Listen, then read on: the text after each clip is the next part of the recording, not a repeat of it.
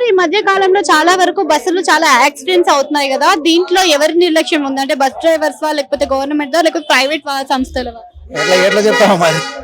ఎట్లా చెప్తామని చెప్పండి. రోడ్లు ఏమో బాగున్నాయి, ఇంకా డ్రైవర్లు అబద్ధమైతే ఏమి ఉండరు, బాగానే ఉంటారు డ్రైవర్స్ కూడా.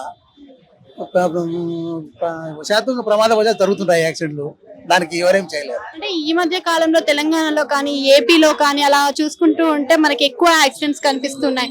అప్పుడు మొన్న చూసుకున్నట్టయితే బస్ కాలిపోయింది, దాని తర్వాత మొన్ననేమో యాక్సిడెంట్ అయ్యి 3 అమ్మాయిలు చనిపోయారు.